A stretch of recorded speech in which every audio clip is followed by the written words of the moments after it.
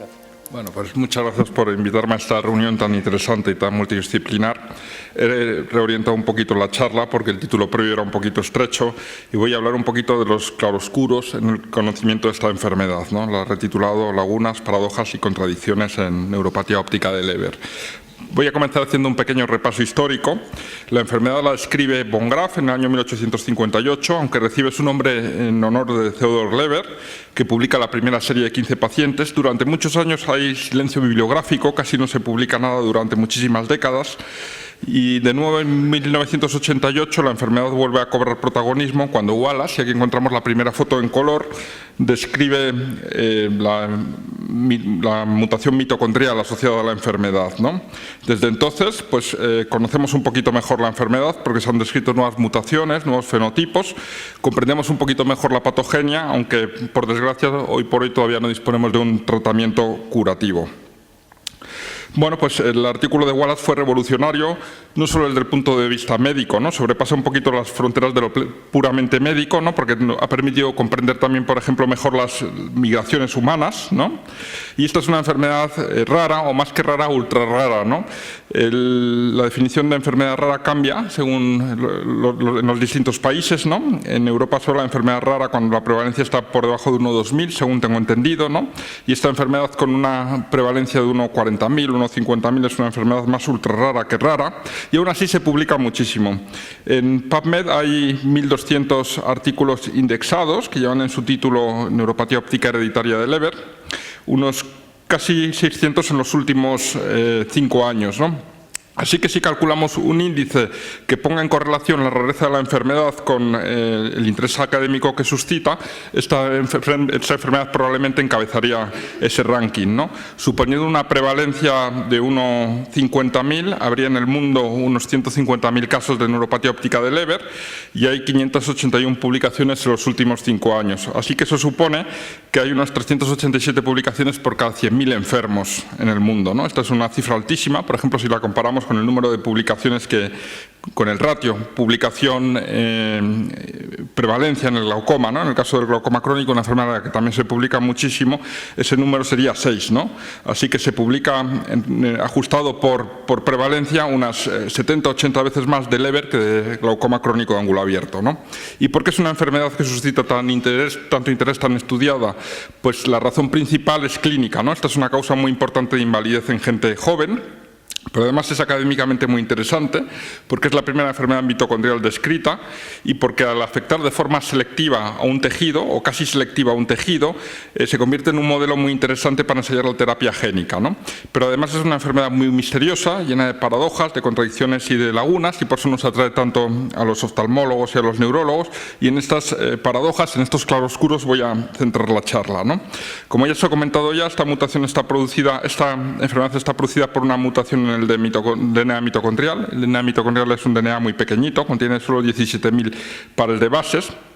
Y esto comparado con el DNA nuclear, pues para que se hagan una idea, el cromosoma más pequeñito es el cromosoma Y.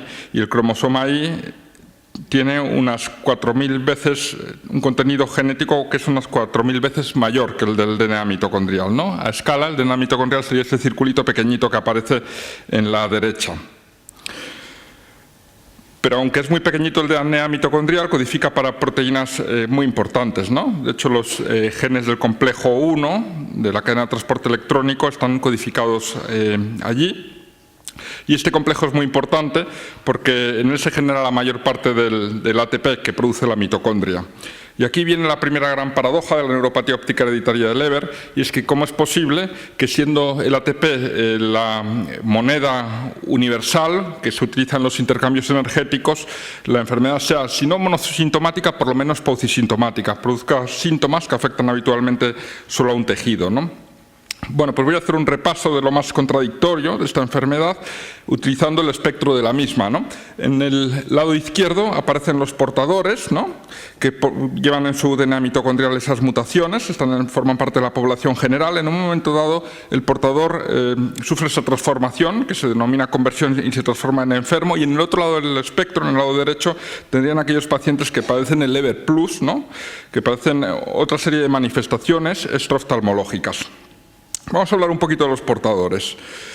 Como decimos, la conversión se produce en un momento dado, normalmente en las etapas iniciales de la vida, y no se sabe muy bien por qué, ¿no? Y también desconocemos cómo de prevalentes son los portadores, ¿no? Hay algunos estudios que han valorado la prevalencia de la enfermedad. Hay un estudio muy bueno japonés que se hace dirigiendo correos electrónicos y cartas a las instituciones neurooftalmológicas más importantes para intentar localizar todos los enfermos. Hay un estudio muy importante en Finlandia. Finlandia cumple condiciones para hacer un estudio de este tipo, porque es un país rico, con un sistema de salud público que funciona bien y con una población relativamente pequeña, pero aunque conocemos la prevalencia de la enfermedad en algunas poblaciones, desconocemos la prevalencia de los portadores, ¿no? Y se habla de que el portador tiene un riesgo de conversión de entre el 20 y el 50%, pero esto no es del todo verdad, ¿no? Porque se refiere a los portadores que forman parte de los pedigrís en los que hay enfermos, en los cuales probablemente esas mutaciones se acompañan de otros factores genéticos y epigenéticos que favorecen la expresión de la enfermedad, ¿no? Así que desconocemos el riesgo asociado a la mutación de forma aislada, el riesgo de conversión asociado a la mutación de forma aislada, ¿no? Otro aspecto interesante es que es posible que los portadores de la enfermedad no sean normales del todo, ¿no? Se han descrito determinadas alteraciones oftalmológicas. Ya en el año 77, en este artículo, y este artículo está publicado antes de que Wallace describiera el mecanismo de herencia, ¿no? Pues ya en este artículo se proponía que los portadores presentan alteraciones funduscópicas. Probablemente el artículo que mejor ha descrito estas alteraciones se basa en la serie más larga, que es la serie brasileña, y en esta publicación, que incluye 148 ojos de portadores, como pueden ver, un porcentaje muy significativo, pues incluían áreas de borramiento, de microangiopatía y áreas de atrofia peripapilar. El problema de esta publicación es que se incluyen pocos controles, ¿no? Solo incluye 20 ojos de controles y esta es una cifra muy baja, sobre todo teniendo en cuenta que la papila es muy variable, ¿no? Este anuncio que todos recordarán de Benetton de los años, provocador anuncio de los años 80-90, bien se podría haber hecho con papilas, ¿no? Porque la papila tiene un aspecto muy distinto de una persona a otra, ¿no? Nos encontramos en la práctica clínica con papilas redondas, papilas ovaladas, papilas pálidas, papilas oscuras, papilas de todo tipo. Y además, curiosamente, parece que esos signos y síntomas de disfunción de bajo grado en las células ganglionares, en el nervio óptico, varían a lo largo del tiempo, ¿no? Quiero decir que las áreas de borramiento papilar pueden cambiar topográficamente de un momento a otro, y esto es curioso, parece como que el paciente estuviera en determinados momentos a punto de desarrollar la enfermedad y por lo que fuera no la llega a desarrollar sin que sepamos muy bien por qué, ¿no? Se han hecho algunos estudios de electrofisiología que demuestran que estos pacientes tienen alterados los potenciales visuales evocados, que tiene alterado también el electroretinograma pattern. Todo esto sugiere que hay cierta disfunción subclínica de las células ganglionares y también hay estudios que demuestran cierta alteración en la visión del color. Y nosotros publicamos hace un tiempo una familia que presentaba cierto adelgazamiento de la capa de células ganglionares. Y esto es interesante porque la capa de células ganglionares es un parámetro, pues la medición del espesor de la capa de células ganglionares es un parámetro que es más objetivo, ¿no? Que las alteraciones cualitativas en la papila. Así que probablemente sería aconsejable que todo portador de Leber tuviera un scan de OCT para, si se produce la conversión, poder aprovechar ese periodo de ventana y tratarle lo antes posible, ¿no? Ya que el OCT es una herramienta muy importante a la hora de determinar si el paciente verdaderamente está sufriendo esa transformación de portador a enfermo. Bueno, en cuanto a la conversión, se sabe que está influida por factores ambientales. El factor ambiental más importante es el tabaco. El alcohol es un factor ambiental menos importante. Parece que la conversión se asocia al consumo alto de alcohol, pero que el consumo moderado de alcohol no sería un factor de riesgo significativo. La conversión se ha estudiado sobre todo en la serie más importante, en el pedigrí brasileño, en el cual se han conseguido estudiar 6 conversiones. Y otros factores que podrían desencadenar la conversión son determinados fármacos que alteran el metabolismo mitocondrial, fundamentalmente antibióticos, fármacos antirretrovirales y también algunos fármacos utilizados en el tratamiento de la tuberculosis. Y también se ha reportado recientemente en la literatura que los traumatismos oculares o craneoencefálicos, la cirugía ocular o la hipertensión ocular podría favorecer la conversión de la enfermedad. Y resulta muy curioso que como proviene casi todo lo que nos oxida de la dieta no sea un factor significativo para desarrollar la enfermedad, como tampoco lo es el ejercicio físico, ¿no? Y el ejercicio físico es una fuente muy importante del estrés oxidativo, ¿no? Ya se ha comentado que la penetrancia es incompleta. Esta penetrancia depende en cierta medida del grado de homeoplasmia o heteroplasmia, es decir, del número de mutaciones afectas que presenta el paciente. Depende también de la presencia de otros genes, por ejemplo, la expresión es asociada a la presencia de determinados HLA, de los desencadenantes ambientales, como ya hemos comentado, de factores asociados al sexo. Se ha investigado la acción, el impacto de los estrógenos y determinados genes localizados en el cromosoma X, sin llegar a ninguna conclusión concreta. Y curiosamente el tamaño del disco óptico también es un factor de riesgo. Parece que el disc at risk, el disco pequeño, que se comporta como factor de riesgo para sufrir una neuropatía óptica isquémica anterior, también lo es para sufrir la conversión de portador a enfermo. Y curiosamente la capacidad para inducir hiperplasia mitocondrial también es un factor de riesgo, ya lo desarrollaremos un poquito más. Cuando se produce la conversión, parece que sigue una fase preestablecida, ¿no? Que se va a producir desde el principio un adelgazamiento de la capa de células ganglionares, mientras que el adelgazamiento de la capa de fibras nerviosas va precedido de un engrosamiento inicial, esto supongo que se comentará ahora, y que además sigue un patrón topográfico determinado, ¿no? Que comienza por el lado temporal y termina por el lado nasal. También se han descrito determinadas alteraciones cualitativas microangiopáticas en la mácula asociadas a la conversión, aunque otra vez volvemos a lo mismo. El problema es que son alteraciones cualitativas, difíciles de objetivar. Y un aspecto interesante es a qué corresponde, a qué se debe ese borramiento papilar que se produce en las fases iniciales de la enfermedad. Realmente esta enfermedad no se ha estudiado desde el punto de vista anatomopatológico, no hay biopsias ni anatomía patológica de la papila en este momento. Sabemos que no es edema, sino más bien pseudoedema, porque no fuga en la angiografía, como ya se ha comentado, y parece que el borramiento se debe a la acumulación de mitocondrias en los axones peripapilares, ¿no? Y hay dos pruebas indirectas para pensar que esto es así. En primer lugar, lo que se cree realmente es que el paciente intenta compensar ese defecto en la fosforilación oxidativa hiperplasiando, aumentando el número de mitocondrias, ¿no? Y como decía, hay dos pruebas que soportan esta hipótesis. En primer lugar, hay una enfermedad análoga, que es también mitocondrial, que es la epilepsia mioclónica con fibras rojo rasgadas, en la que esto se ha demostrado histopatológicamente, ¿no? Se sabe que las fibras rojo rasgadas son fibras que están cargadísimas de mitocondrias, y como ya se ha comentado previamente,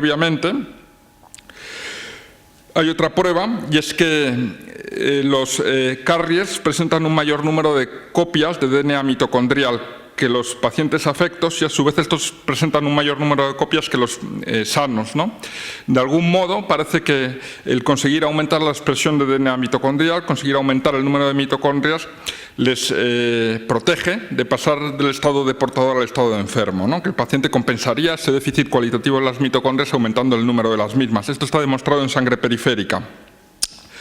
Un aspecto importante y todavía no aclarado es de dónde procede la vulnerabilidad de las células ganglionares, ¿no? En cualquier introducción de cualquier artículo de neuropatía óptica de Leber leemos que se debe a que los axones de la capa de fibras nerviosas son muy pequeños y además son amielínicos, así que esa vulnerabilidad derivaría pues, de esa ecuación superficie-volumen que gobierna muchos fenómenos biológicos, por otra parte, ¿no? Que explica, por ejemplo, por qué los animales marinos son mucho más grandes que los animales terrestres, ¿no? Los elefantes no pueden crecer más porque el volumen aumenta al cubo, el peso aumenta al cubo, en tanto que la sección de las patas, que es la superficie que los soporta, aumenta al cuadrado, ¿no? Y por eso hay un límite al crecimiento de los animales terrestres que no lo hay en los animales marinos, y por eso mismo también los animales son mucho más grandes en el norte, que en el sur, ¿no? Porque la pérdida de calor depende de la superficie y la capacidad de generar calor depende del volumen, ¿no? Y aumenta al cubo.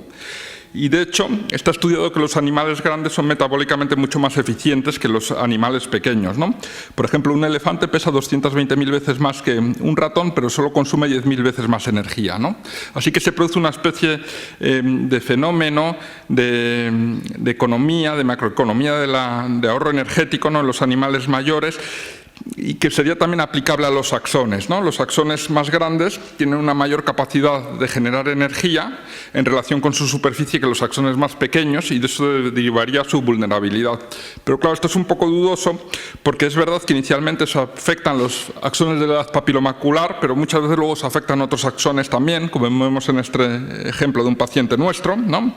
Y porque además hay axones muy pequeñitos en otras localizaciones, ¿no? Por ejemplo, los axones que transmiten la sensibilidad del dolor y del calor, la sensibilidad termalgésica, son muy pequeñitos, son más pequeños que los axones de la capa de células ganglionares, ¿no? Claro, me podrían decir, claro, pero es que aquí estamos hablando del sistema nervioso periférico y no del sistema nervioso central, estamos mezclando churras con merinas, pero es que también en el sistema nervioso central hay axones muy pequeños, ¿no?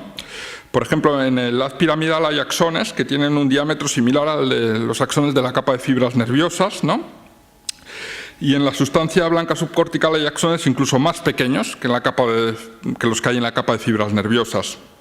Así que el tamaño no es un buen argumento para justificar la vulnerabilidad de las fibras de la capa de fibras nerviosas. Podríamos pensar que la vulnerabilidad deriva del hecho de ser amielínicos, ¿no? Como ya saben, y esto lo cuento porque sé que aquí también hay pacientes, pues la retina humana tiene un diseño muy malo, ¿no? Porque está montada al revés, ¿no? Digamos que la luz tiene que atravesar todas las capas de la retina para llegar a los fotorreceptores y por eso las fibras de la capa de fibras nerviosas son amielínicas, para que la luz pueda llegar bien hacia los fotorreceptores, ¿no? Y se ha dicho que la vulnerabilidad de estas neuronas deriva precisamente de este hecho, ¿no? Que esa parte no mielinizada del axón sería el talón de Aquiles de la neurona, ¿no? Pero esto también es dudoso porque lo cierto es que aunque no se ha estudiado de cabo a rabo el trayecto de los axones, ¿no? Sí se sabe que los axones del haz piramidal alternan segmentos mielinizados con grandes segmentos, muchas veces mucho más largos, en los cuales el axón es amielínico. O sea que la teoría de la mielina, de la ausencia de mielina, tampoco justifica la vulnerabilidad de las fibras de la capa de fibras nerviosas. Y luego hay que tener en cuenta que hay un sesgo cognitivo importante y es que realmente pedimos las mutaciones sobre todo cuando nos encontramos ante la forma de presentación típica, pedimos las mutaciones sobre todo cuando un paciente joven sufre una pérdida secuencial de visión, ¿no? Y eso genera un sesgo cognitivo pues, que es difícil de superar, ¿no? Se está superando ahora un poco porque se empiezan a pedir las mutaciones en pacientes con perfil distinto, ¿no? Empezamos a pedir las mutaciones en niños y vemos que que la enfermedad de Leber no es tan rara en los niños, ¿no? Hay series con decenas de pacientes con neuropatía óptica de Leber en niños, como lo hay también en ancianos, ¿no? Y finalmente unas palabras para hablar del Leber Plus, ya se ha hablado un poquito en algunas presentaciones previas, ¿no?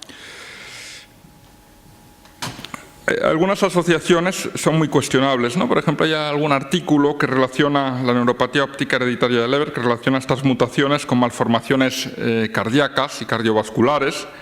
Sobre todo está relacionado con alteraciones neurológicas. Ya en este estudio finlandés del año 95, el 60% de los pacientes precedentes a este pedigrí presentaban alteraciones neurológicas diversas, ¿no? Migraña, temblor, distonía y demás, ¿no?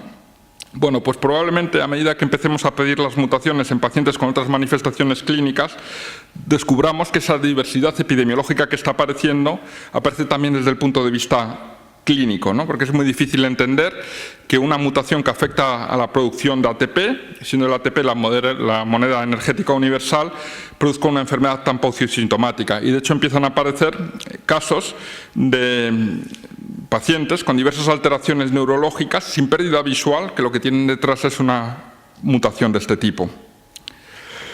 Bueno, pues para concluir, decir que realmente desconocemos el riesgo que marca tener la mutación de forma aislada, ¿no? Porque desconocemos la prevalencia que tiene la mutación en la población general. Probablemente si los portadores no son del todo normales, como comentamos hace un momento, deberíamos de desarrollar bases normativas específicas para saber si se está produciendo la conversión y poder aprovechar bien ese periodo o ventana tan estrecho para tratar al paciente. Para mí me resulta muy difícil entender que la dieta no influya en el riesgo de conversión y las teorías clásicas que tratan de explicar la vulnerabilidad de la capa de fibras nerviosas en función del diámetro de los axones o en función del hecho de que estos axones son amielínicos probablemente son incompletas. Y en el futuro es probable que a medida que vayamos pidiendo las mutaciones en pacientes con otras manifestaciones clínicas distintas, nos encontremos con que la enfermedad es mucho más diversa de lo que pensamos en este momento. Muchas gracias.